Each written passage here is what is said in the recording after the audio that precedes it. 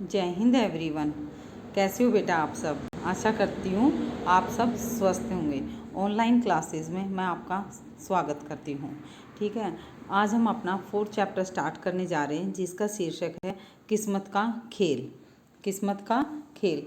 Lesson start करने से पहले मैं आपसे कुछ क्वेश्चन पूछना चाहती हूँ। ठीक है, हमें भाग्य पर भरोसा करना चाहिए या कर्म पर? मतलब हमें कोई भी काम करना चाहिए या ऐसे ही बैठ जाना चाहिए कि हमारी किस्मत में लिखा होगा तो मिल जाएगा। मैं अपने हिसाब से बताती हूँ बेटा कि हमें कर्म पर भरोसा करना चाहिए। हम काम करेंगे तभी तो हमें कुछ मिलेगा।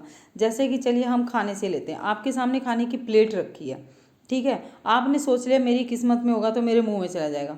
तो कोई जादू तो है नहीं कि भाई भाग्य में लिखा है और आपके मुंह में चला जाएगा। लेकिन उसके लिए क्या करना होगा? उसके लिए आपको बाइट तोड़कर सब्जी लगाकर हाथ की सहायता से अपने मुंह तक ले जाना होगा।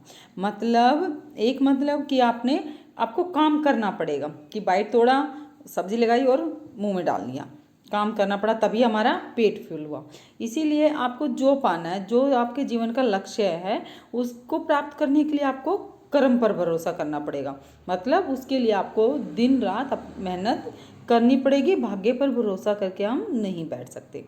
Okay, next question. मेले, बस या ट्रेन में ठगों से कैसे बचना चाहिए?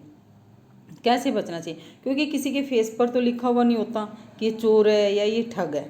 ठीक है, ठग लोग क्या करते हैं कि अपनी मीठी मीठी बातों से हमें बहला फुसला लेते हैं, अपने पक्ष में कर लेते हैं। हमें क्या लगने लग जाता है कि ये तो बहुत अच्छा इंसान है, ये बहुत अच्छे हैं, ये हमारी भलाई चाहते हैं, और हमें ये नहीं पता चलता है कि इसके अंदर क्या चल रहा है।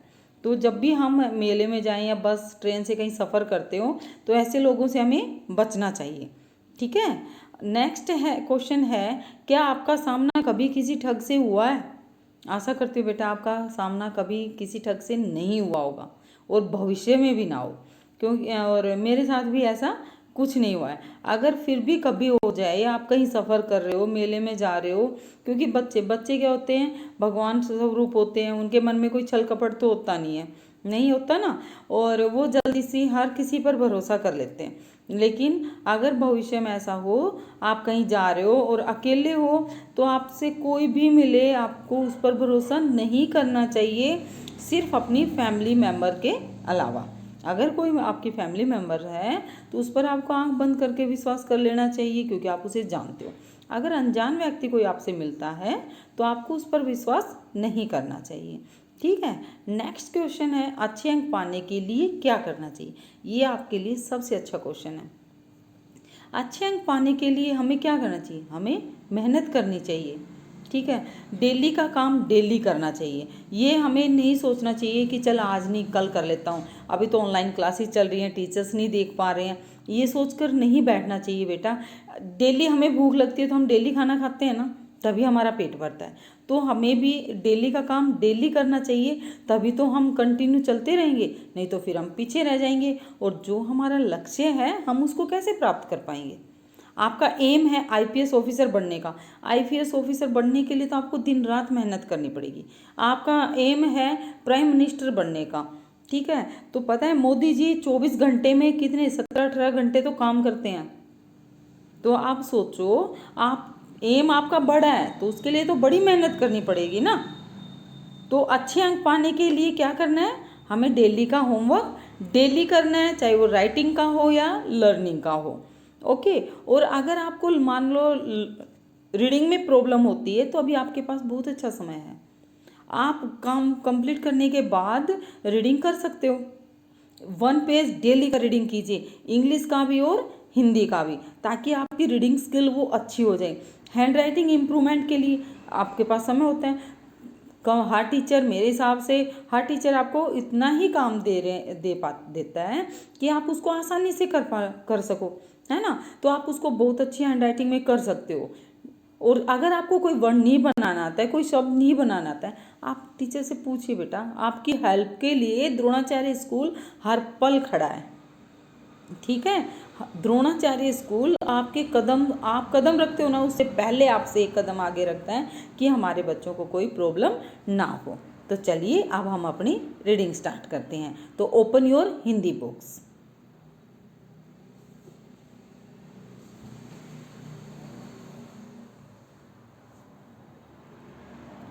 चलिए, रशीद अपने चाचा जी के साथ मेला देखने गया।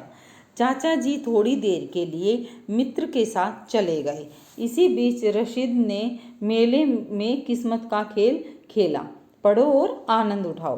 तो चलिए अब हम लेसन की रीडिंग करते हैं। मेरा नाम रशीद है। एक रशीद नाम का लड़का है जो अपने बारे में इस लेसन में बता रहा है। ठीक है। पिछले साल मैं ईद मनाने अपने चाचा जी के पास गया था। चाचा जी मेरठ के पास एक बड़े कस्बे में रहते हैं। ईद पर वहाँ एक बड़ा मेला लगता है। क्या कहता है रशीद कि मैं पिछले साल अपने चाचा जी के पास गया था ईद का त्यौहार मनाने के लिए, क्योंकि ईद जो है वो मुसलमानों का सबसे बड़ा त्यौहार है। जैसे हमारे लिए दीपावली है, वैसे ही मुसलमानों के लिए रशीद है। जैसा कि आप पिक्चर में देख पा रहे हो, जो ग्रीन ड्रेस पहने हुए हैं ये रशीद है और ये उसके चाचा जी हैं। ओके। ईद पर वहाँ एक बड़ा मेला लगता है। यह मेला कई दिनों तक चलता है। इस मेले में दूर दूर से व्यापारी सभी तरह तरह की चीज़ें बेचने आते हैं। व्यापारी, एक शब्द हमारे पास यहाँ आया बेटा, व्यापारी। व्यापारी का अर्थ होता है व्यापार करने वाला। जैसे कि आप कह सकते हो एक दुकानदार, वो भी एक व्यापारी है क्योंकि वो अपना सामान बेचता है। जैसे कपड़े बेचने वाला, वो कपड़े का व्यापार करता है। ठीक है। सब्जी बेचने वाला, वो सब्जी का व्यापार करता है। तो आशा करती हूँ आपको व्यापारी का अर्थ समझ में आ गया हो। छोटी सी सुई से लेकर भैंस तक यहाँ से खरीदी जा सकती है। मैं मेला देखने जाना चाहता था। मैंने दादाजी से मन की बात कही। उन्होंने मुझे मेला देखने के लिए 50 रुपये दिए। चाचा जी मुझे मेले में ले गए। घर का नौकर स्किल भी हमारे साथ था। जल्दी ही हम मेले में पहुंच गए। मेले में काफ़ी भीड़ थी। चाचा जी हमें भीड़ में से निकालकर झूलों की तरफ ले जा रहे थे। तभी अचानक उनके एक करीबी मित्र मिल गए। करीबी का बेटा यहाँ अर्थ होता है बहुत नज़दीकी, बेस्ट फ्रेंड। ठीक है। मित्र को चाचा जी से बहुत ज़रूरी काम था। चाचा जी कुछ समय के लिए उनके साथ चले गए। इस पैरे में हमें बताया कि जो रशीद था वो मेला देखना चाहता था। उसके मन में थी कि मैं मेला देखने जाऊं। उसने अपनी मन की बात, मेला देखने की बात किससे कही? अपने दादाजी से। और दादाजी ने उसे मेला देखने के लिए क्या दिया? 50 रुपये दे दिए। जैसे आपके दादाजी भी देते होंगे ना मेला देखने के लिए पैसे, तो ऐसे ही उसके दादाजी ने भी उसे 50 रुपये दे दिए। अब वो चाचा जी उसे कहाँ ले गए? मेले में ले गए। कौन था उनके साथ? उनके घर का एक नौकर, वो और उसके चाचा जी। जो आप ये चित्र में देख पा रहे हो ना, ये उनका नौकर है। ठीक है। और ये उसके चाचा जी के, रशीद के चाचा जी का दोस्त है। ठीक है। और ये मैंने पहले बताया था, ये उसके चाचा जी हैं और ये रशीद है। ठीक है। चलिए, जाते जाते चाचा जी मुझसे बोले, जब तक मैं नहीं लौटता तुम स्केल के साथ मेले में घूम लो। जब तक मैं न आऊँ कुछ मत खरीदना। मैं और स्किल मेले में घूमने लगे। वहाँ दुकानों में तरह तरह की सुंदर चीज़ें सजी हुई थी। मैं उनमें से कई चीज़ें खरीदना चाहता था, पर मुझे चाचा जी ने के लौटने तक प्रतीक्षा करनी ही थी। फिर हम घूमते घूमते उस दुकान पर जा पहुँचे जहाँ भाग्य का खेल चल रहा था। ठीक है। मेला देखने बेटा हम भी जाते हैं, आप भी जाते हो। तो मेले में क्या, चारों तरफ दुकानें ही दुकानें लगी हुई होती हैं। ठीक है। हमारा मन क्या करता है कि मैं ये भी खरीद लूँ, मैं वो भी खरीद लूँ, खरीदने का मन करता है ना। तो ऐसे ही रशीद का भी मन कर रहा था। दुकानदार सभी से अपना भाग्य आजमाने के लिए कह रहा था। वह चिल्ला चिल्ला कर कह रहा था, आओ आओ किस्मत आजमाओ। अब यहाँ पर हमारे पास एक शब्द आया, किस्मत। किस्मत का अर्थ होता है बेटा भाग्य। ठीक है। किस्मत का क्या अर्थ होता है? भाग्य। क्या कह रहा है दुकानदार कि आओ और अपना भाग्य आजमाओ। हम और स्किल उस दुकानदार की ओर देखने लगे। उसने हमें पास बुलाकर खेल के बारे में समझाया। देखो यहाँ इनाम की 25 चीज़ें रखी हैं, इन पर 1 से लेकर 25 तक नंबर पड़े हैं। यहाँ हम मेज़ पर उल्टी तस्तरियाँ रखी हैं, मतलब तस्तरियाँ का अर्थ होता है प्लेटें, ठीक है। तस्तरियों का अर्थ होता है प्लेटें। जैसे हम कई बार नहीं बोल देते हैं कि यहाँ खाना खाने गए थे, इतनी तरह की तस्तरियाँ लगी हुई थी, मतलब कई तरह की प्लेटों में खाना रखा हुआ था, ठीक है। तो तस्तरियों का अर्थ हुआ प्लेटें, ताकि इन पर लिखा नंबर दिखाई न दे। आपको 10 रुपये में 6 तस्तरियाँ उठानी हैं, फिर उन पर लिखे नंबरों को जोड़ना है। उनके जोड़ से जो संख्या बनेगी उसी संख्या का इनाम आपको मिल जाएगा। मुझे किस्मत का यह खेल अच्छा लग रहा था। मैंने सोचा क्यों न खेल कर कोई बड़ा इनाम जीत लिया जाए। दुकानदार ने मेरी मनसा भांप ली। मनसा बेटा मन की इच्छा, कि मैं चाहता हूँ। मनसा का अर्थ क्या हुआ? हमारे मन की इच्छा। तो दुकानदार ने क्या देख लिया कि हाँ, बच्चे के मन में खेलने की है, बच्चे के मन में खेलने की है। और वो चाहता क्या था? वो यही चाहता था कि कोई आए उसकी दुकान पर और खेल ले, ठीक है। ये दुकान आप इस तरह से, जैसे आप मेले में जाते हो तो वहाँ पर बोलते हैं ना आपको कि 10 रुपये में पर्ची खींचो, ये इनाम निकलेगा, वो इनाम निकलेगा। और जब हम खींचते हैं तो कई क्या होता है, 10 रुपये लगाए, कई बार तो चीज़ निकल जाती है 10 से ज़्यादा की, और कई बार क्या निकलती है 10 से कम की। फिर हमारे मन में क्या आ जाता है? एक लालच आ जाता है, ठीक है, कि चल इस बार करके देख, इस बार कर देख। और हम ऐसे ऐसे करके क्या कर देते हैं, हमारे पास जितने रुपए होते हैं सारे हम वहाँ लगाकर खर्च कर देते हैं। और लास्ट में क्या मिलता है? जितना मान लो हमने 100 रुपये लगा दिए और चीज़ हमें मिली 20 रुपये, 30 रुपये। क्या हुआ? फ़ायदा हुआ या नुकसान हुआ? उल्टा नुकसान होता है, कुछ नहीं मिलता, बल्कि हम अपना सब कुछ वहाँ पर लगा कर आ जाते हैं, ठीक है। उसने कहा हर खिलाड़ी को कोई न कोई इनाम ज़रूर मिलेगा, इनाम चाहे छोटा हो या बड़ा। अगर आपकी किस्मत अच्छी है तो कोई मोटा इनाम आपके हाथ लग सकता है। यह किस्मत का खेल है, अपनी किस्मत आजमाओ। ये कह कर दुकानदार रसीद को क्या कर रहा था? लोभ दे रहा था, ठीक है।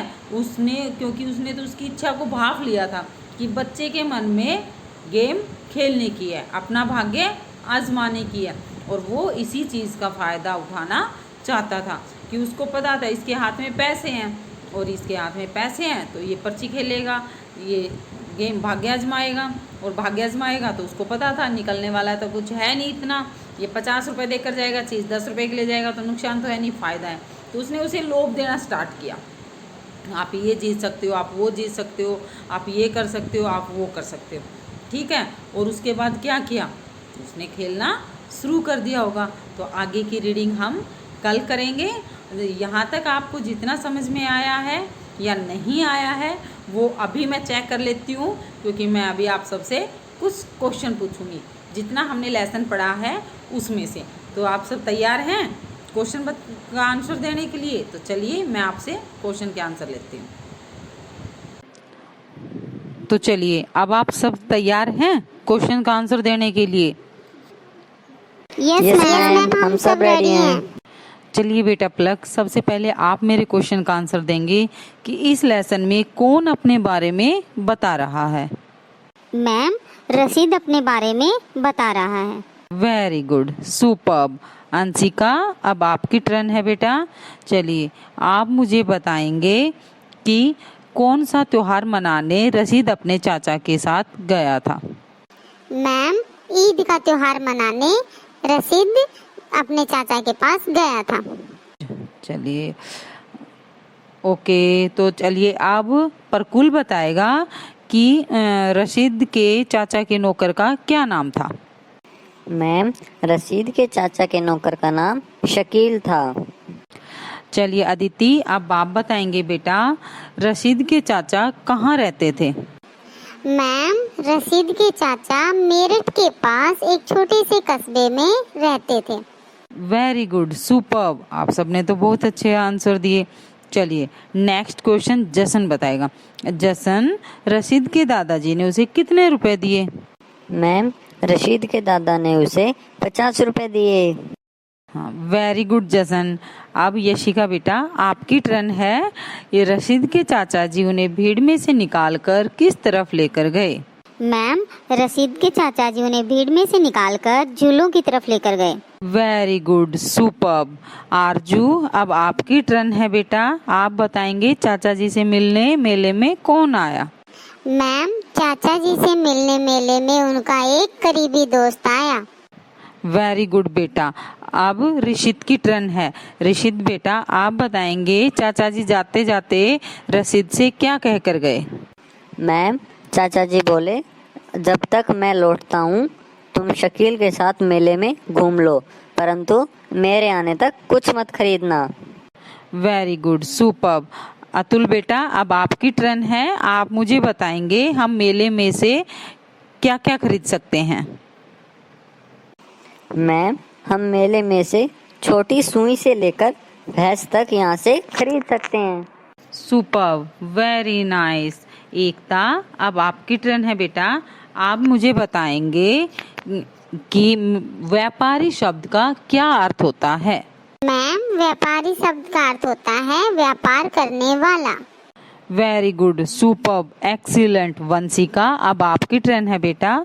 रशीद और उनका नौकर घूमते घूमते कहाँ पहुँचे? मैम, वे दोनों घूमते घूमते भाग्य के खेल दिखाने वाली दुकान पर पहुँचे। Very good, superb. पुनीत बेटा अब आपकी टर्न है। किस्मत शब्द का अर्थ बताइए। जो मैंने लेसन में बताया था ना पढ़ाते समय, तो बताइए किस्मत शब्द का अर्थ। मैम, किस्मत शब्द का अर्थ होता है भाग्य। दीपेश बेटा अब आपकी टर्न है। ये बताइए आप दुकानदार ने कितनी चीजें रखी थी इनाम के लिए? मैम, दुकानदार ने इनाम के लिए 25 चीजें रखी थी। Very good, superb. चलो याचिका बेटा अब आपकी टर्न है। तस्त्रियां शब्द का अर्थ बताइए आप। मैम, तस्त्रियां शब्द का अर्थ होता है प्लेटें। Very good, superb, nice. Ayushi अब आपकी टर्न है बेटा। आप ये बताएंगे कि जो तस्त्रियां थी उन पर 1 से लेकर कहाँ तक नंबर लिखे हुए थे? मैम, तस्त्रियों पर 1 से लेकर 25 तक नंबर लिखे हुए थे। Very good, superb. प्रियांशु अब आपकी टर्न है बेटा। आप ये बताएंगे कि 10 रुपए में कितनी तस्त्रियां उठाने के लिए दुकानदार ने कहा था? मैम, दुकानदार ने 10 रुपए में 6 तस्करियाँ उठाने के लिए कहा था। Very good, superb. निकिता अब आपकी टर्न है बेटा। आप बताएंगे उन 6 तस्त्रियों उठाने पर उन पर लिखे नंबरों का क्या करना था? मैम, उन 6 तस्त्रियों पर लिखे नंबरों को जोड़ना था और जो जोड़ बने उस संख्या से आपको इनाम मिलेगा। Very good, nice, superb. Sameer अब आपकी टर्न है बेटा। मनसा शब्द का अर्थ बताइए आप। मैम, मनसा शब्द का अर्थ होता है मन की इच्छा। Very good, superb, nice. Akshara अब आपकी टर्न है बेटा। रशीद ने क्या सोचकर खेल खेला होगा? मैम, रशीद ने ये सोचा होगा कि क्या पता मुझे कोई मोटा इनाम मिल जाए और ये सोचकर उसने किस्मत का खेल खेला होगा। Very good, superb, nice. इसका मतलब है जहाँ तक हमने लेसन पढ़ा वहाँ तक आप सबको अच्छे से समझ में आ गया। ठीक है, आगे का लेसन हम कल पढ़ेंगे। जय हिंद, जय भारत। घर में रहिए, सुरक्षित रहिए। अगर वीडियो आपको अच्छी लगे तो लाइक और शेयर करना।